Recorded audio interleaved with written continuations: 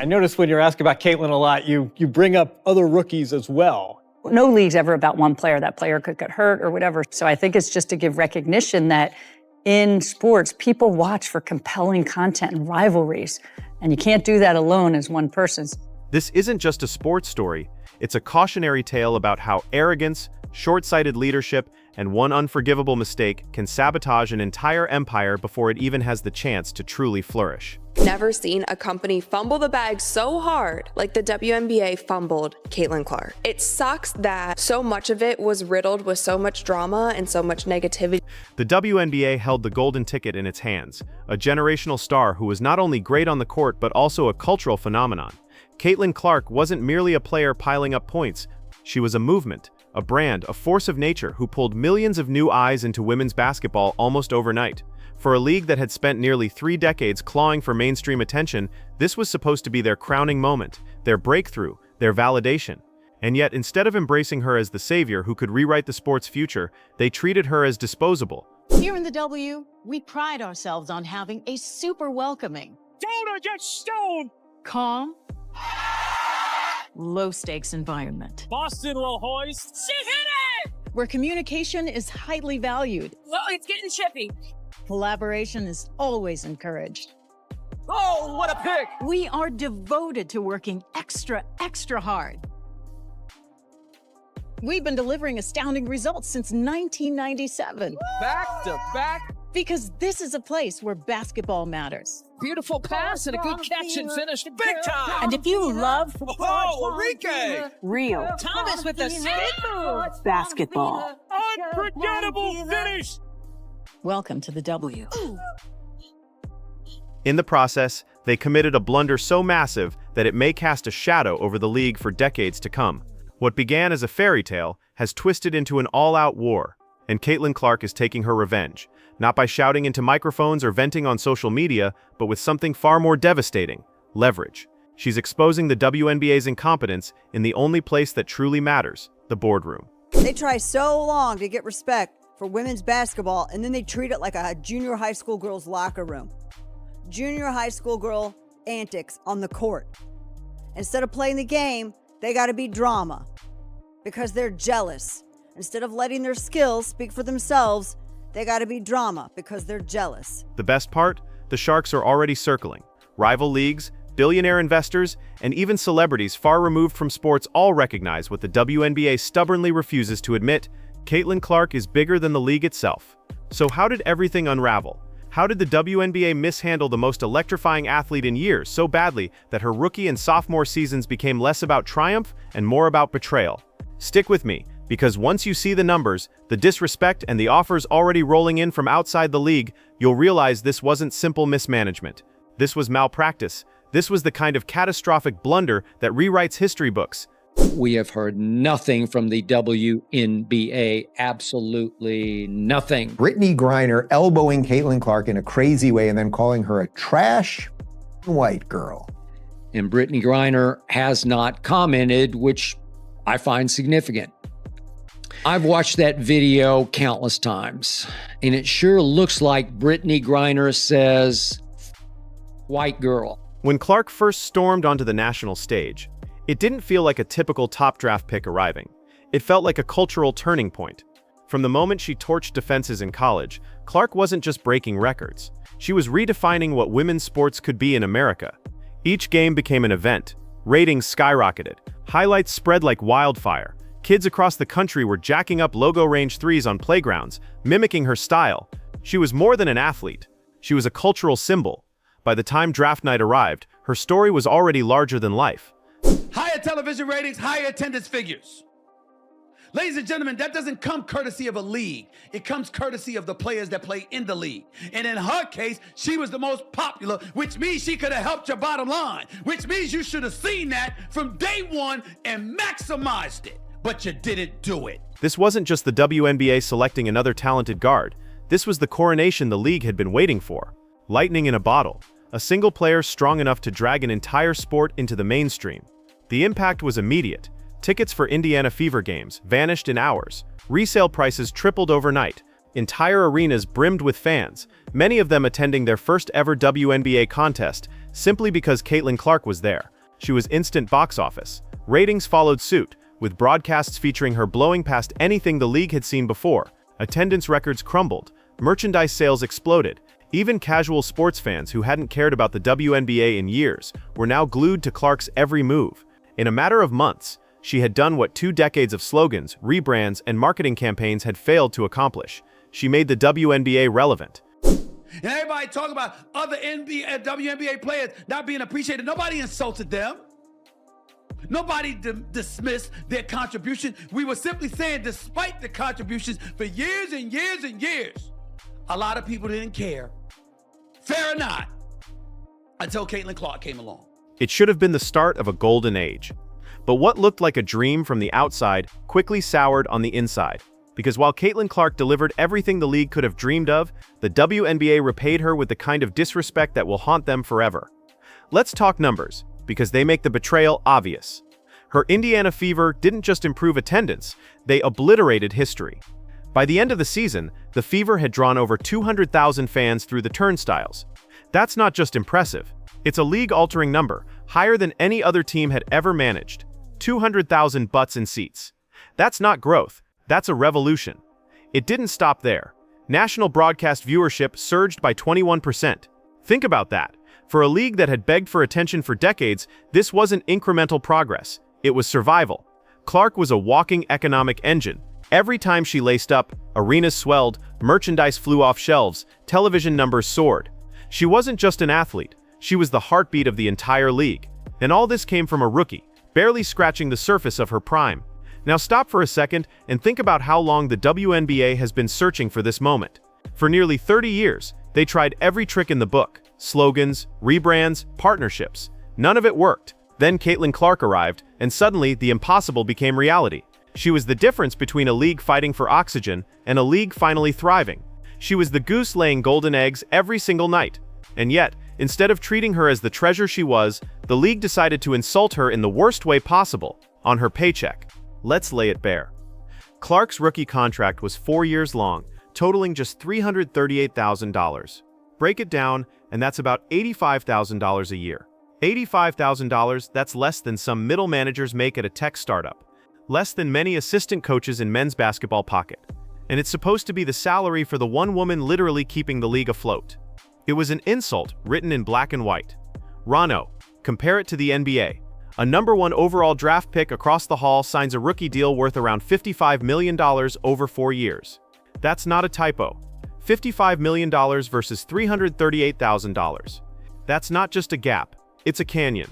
Clark wasn't being underpaid, she was being devalued. Do the math, and she made 162 times less than her male counterpart.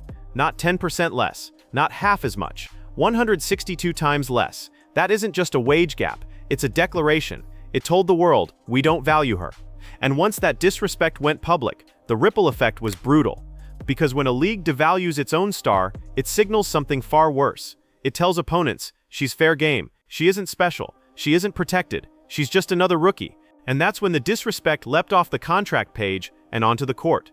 Almost immediately, Caitlin Clark became a target. Opponents saw the tiny paycheck, the lack of protection, the clear message from the league office, and they pounced. Game after game, she was mauled. Hard hip checks, shoves while airborne, sneaky off-ball hits meant not to defend, but to wear her down. These weren't just fouls. They were calculated cheap shots. They weren't playing basketball. They were testing how much abuse she could survive. And what did the referees do? Nothing. They swallowed their whistles like they were allergic to them. The WNBA office looked the other way. They had no problem selling out arenas with her name on the marquee. They loved plastering her face across every promo, but when it came time to protect the very investment saving their league, they shrugged. The boiling point came during an ugly incident that fans still haven't forgotten. Cameras appeared to catch Brittany Griner directing an untoward remark at Clark during a game. The clip spread like wildfire. Lip readers weighed in. Fans were furious, and yet the league did nothing. No investigation, no suspension, not even a fine. The message couldn't have been clearer. Caitlin Clark was on her own, and that message was dangerous. Because when refs refuse to protect, when the league refuses to punish, every opponent feels emboldened. Every shove goes harder. Every foul gets dirtier. The WNBA sent its brightest star into battle without armor. And everyone knew it. Rono. There's only so much one body can endure. You can survive bad contracts, you can endure disrespect. But when night after night turns into open season on your health, the end is inevitable. For Caitlin Clark, that end came on September 5, 2025. The news hit like a bombshell. She was ruled out for the rest of the season with a right groin injury. Headlines tried to frame it as unfortunate bad luck, a tragic twist of fate.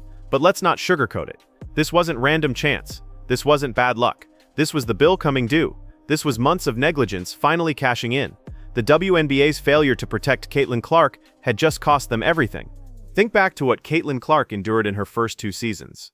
The hip checks delivered with extra intent, the sharp elbows in traffic, the hard shoves when she was already in the air, and the subtle but dangerous off-ball shots to her ribs and hips. Every game, the punishment piled up, and every game, the referees looked the other way while league executives hid behind silence. Her body finally broke, not because she was fragile, not because she couldn't handle the competition, but because the very system built to protect her never did its job.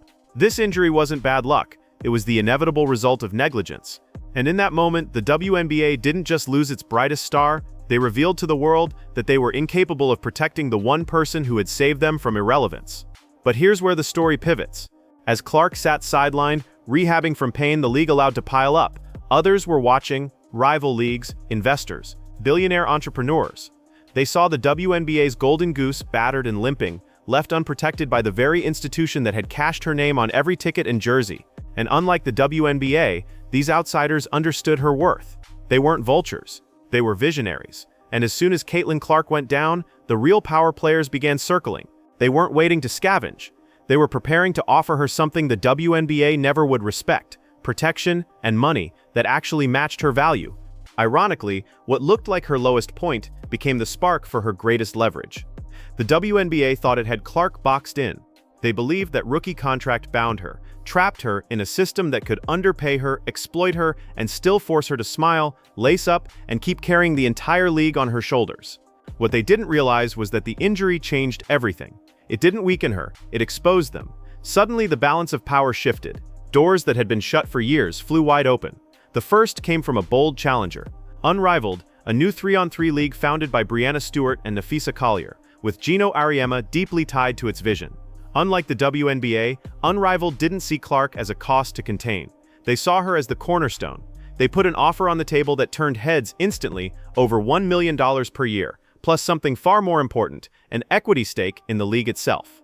This wasn't just a paycheck, this was ownership, legacy control. For the first time, Clark wasn't being treated like another draft pick in a long line of rookies. She was being treated like a partner, someone who could shape the future, not just dribble inside of it. And that right there was already more respect than the WNBA had shown her since day one. The brilliance of Unrivaled's proposal wasn't just the number, it was the message. They weren't saying, "We'll pay you to play." They were saying, "We'll invest in you as the face of the future." That alone would have been enough to shake the industry. It proved what fans had been screaming all season. Caitlin Clark wasn't just another star, she was the league, and if the WNBA wouldn't treat her that way, someone else would. But that was only the appetizer. The main course came from an unlikely source, someone outside the traditional basketball machine, a cultural icon who had built an empire on disruption. Just when it seemed like the story couldn't get worse for the WNBA, it did, because Ice Cube entered the conversation, and his offer made the league's treatment of Clark look like a cruel joke. At first, people dismissed the whispers. Cube's Big Three League paying Caitlin Clark millions for a short-term deal? It sounded like tabloid fantasy. Some fans thought it was just posturing, a publicity stunt. But then the numbers came out, and they were undeniable. The official offer was $15 million. Not for 4 years. Not for 40 games. Not for grinding out an entire WNBA season. No, $15 million for one 10-week stretch of basketball. Pause and let that sink in.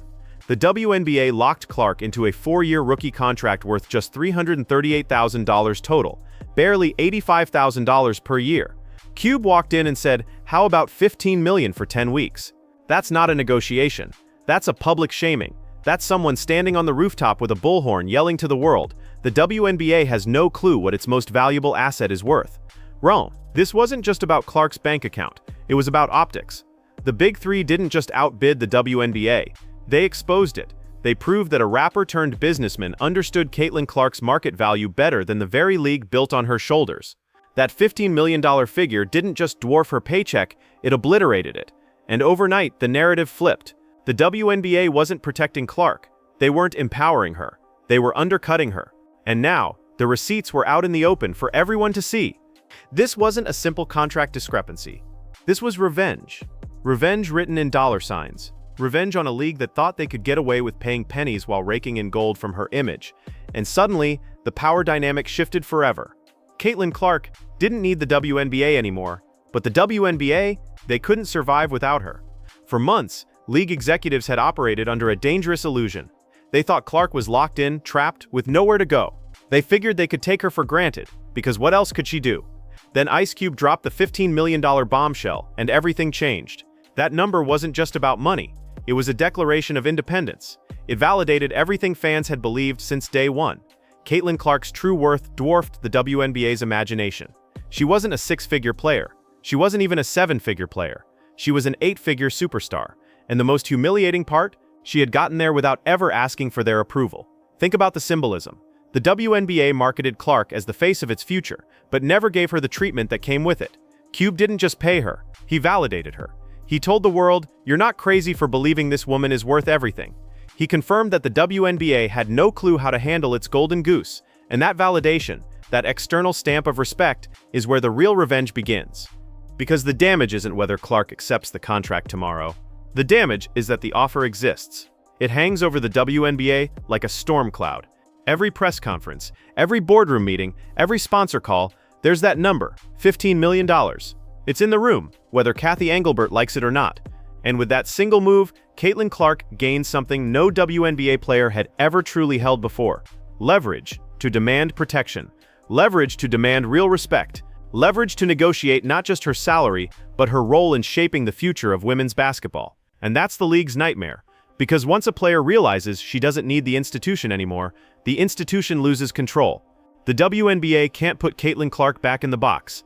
Not after Cube broadcasted her true worth through a megaphone. The league thought it owned Caitlin Clark. The truth, she now owns the future of the sport. Ron Arros. This was never just about basketball. It was about vision, about respect, about a league that held the keys to its own salvation and somehow dropped them straight into the sewer. Clark walked in as a once-in-a-generation gift. Ratings magnet, attendance surge, jersey selling machine. She gave them everything. And what did she get in return? A rookie deal that insulted her. Silence as refs swallowed whistles. Indifference when opponents turned games into free-for-all wrestling matches. They didn't just undervalue her. They betrayed her. Now comes the price. Caitlin Clark's revenge isn't about throwing shade in interviews. It isn't about cryptic tweets. It isn't even about dominating the stat sheet. Her revenge is leverage. It's rival leagues lining up with offers of millions, ownership stakes, and the one thing the WNBA never gave her, respect.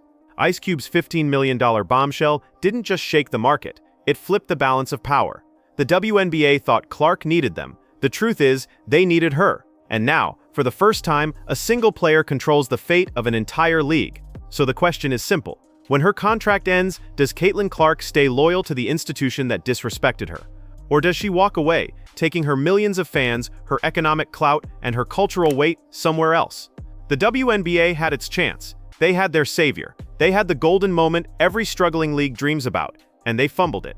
Caitlin Clark doesn't need the WNBA to cement her legacy, but the WNBA, they may have just lost their future.